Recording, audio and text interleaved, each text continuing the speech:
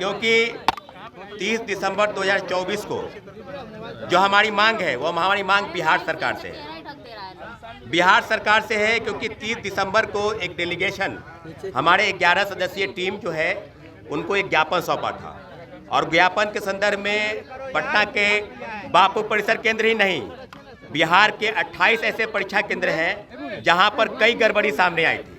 इस गड़बड़ी को लेकर उनको ज्ञापन सौंपा गया था और उनको कहा गया था कि आप जो है छात्रों के हक में फैसला करें। तो मुख्य सचिव ने कहा कि आप 2 से 3 दिन यानी 48 घंटे आप समय दें। हम निश्चित रूप से 48 घंटे अब बीत गए हैं, अभी तक कोई श्वेत पत्र जारी नहीं हुआ है। उन्होंने कहा था कि कुछ न कुछ फैसले जो है वो छात्र हित में होंगे।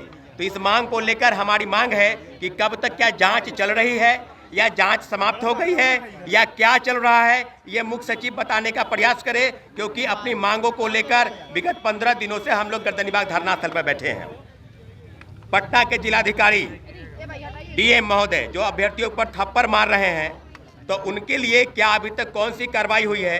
क्या मानव अधिकार आयोग, क्या महिला आयोग, क्या किस तरह की चीजें हुई है, इस बारे में भी संज्ञान लेने की जरूरत है। अब जिस अभ्यर्थियों पर हम लोग की डिमांड है कि जो प्रोटेस्ट हुआ 29 दिसंबर को प्रोटेस्ट हुआ, शांतिपूर्वक प्रोटेस्ट था। निश्चित रूप से 28 लोगों पर एफआईआर और 700 लोगों पर अज्ञात एफआईआर ये दर्ज हुई है। तो हम बिहार सरकार से मांग कर रहे हैं, जैसा कि मुख्य सचिव को भी हम लोग ने कहा था कि बिना शर्त रिहाई की मांग कर रहे हैं। एक शिक्षकों की गिरफ्तारी भी हुई है और कई लोगों की गिरफ्तारी हुई है। तो ओवरऑल कहा जाए तो इन मांगों को लेकर के हम लोग क्या सरकार के समक्ष अपनी बातों को रखना चाहते हैं, लेकिन हम लोग की डिमांड अभी तक नहीं पूरी हुई है। ये हम लोग की बात है। आगे का रास्ता क्या है? कितना संघर्ष बाकी है? देखिए, आप लोग के माध्यम से जो प्रश्न आप लोग का है वो प्रश्न हम लोग बाद में कर लेंगे, लेकिन आप लोग के माध्यम से हम अपील करना चाहते हैं क्योंकि विगत 15 दिनों से हम लोग धरना पर बैठे हैं। सरकार के समक्ष न सरकार के कोई प्रतिनिधि न बीपीएससी के लोग, क्योंकि मुख्यमंत्री जी तक हमारी बात पहुंच चुकी है। मुख्यमंत्री जी हमारी बातों को क्यों नहीं स्वीकार कर रहे हैं, इस बात को सोचने की जरूरत है। इस बारे में सारे अभ्यर्थियों के बीच में जो उपापों की स्थिति है, इसलिए हम लोगों ने फैसला किया है कि 3 जनवरी को और 4 जनवरी को सभी शैक्षणिक संस्थान, चाहे वो बड़े हो चाहे छोटे हो, सभी लाइब्रेरी चाहे वो बड़ी हो चाहे छोटी हो, बंद करने का फैसला हम लोगों ने किया। 3 जनवरी को जितने भी जिला अनुमंडल है या प्रखंड स्तर पर बीपीएससी री एग्जामिनेशन करने की समर्थन को लेकर सभी अभ्यर्थी और उनके परिवार से अपील है कि 5 बजे शाम में आप कैंडल मार्च अपने अपने जिला और अपने अपने अनुमंडल में निकालने का प्रयास करें। ट्विटर हैंडल करके री एग्जामिनेशन फॉर ऑल 11 बजे 3 जनवरी को चलाया जाएगा। एक ट्विटर कैंपेनिंग भी हम लोग कर रहे हैं, निश्चित रूप से अपनी बातों को ले जाएंगे। 4 जनवरी को ध्यान देने वाली बात है कि 4 जनवरी को बापू परिसर केंद्र सहित 22 परीक्षा केंद्रों पर परीक्षा लेने की तैयारी बीपीएससी कर रही है। तो जो शामिल होने वाले अभ्यर्थी हैं 18,000, उनसे हम लोग अपील कर रहे हैं कि अपने भाइयों पर लाठी चल रहा है, आपकी बहनों पर लाठी चल रहा है, इसलिए आपसे आग्रह है कि आप काली पट्टी बांधकर इस परीक्षा का बहिष्कार करें, क्योंकि लड़ाई कहीं न कहीं इसमें आपकी भी है और हानि आपको भी पहुंचाने का प्रयास बीपीएससी जरूर कर रही है। इसको ध्यान देने वाली बात है, इस परीक्षा का आप बहिष्कार करें।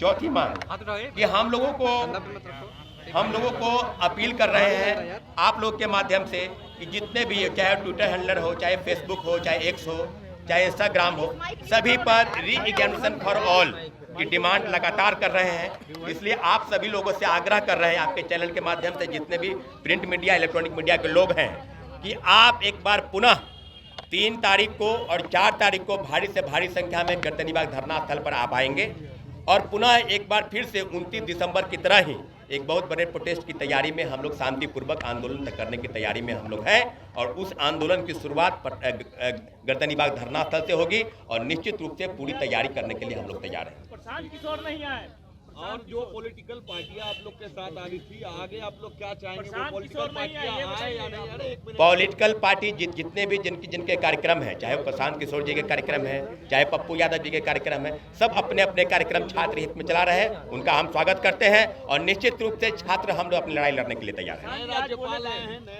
नए राज्यपाल मोहम्मद आरिफ खान को भी हम लोगों ने ज्ञापन सौंपा है। हमारी डेलीगेशन की टीम गई थी।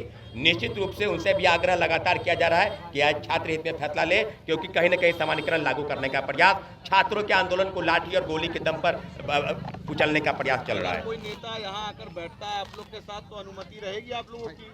निश्चित रूप से सभी राजनीतिक दलों का स्वागत है, लेकिन मैं बार बार कह रहा हूं कि राजनीतिक इसको मंच नहीं बनने देंगे।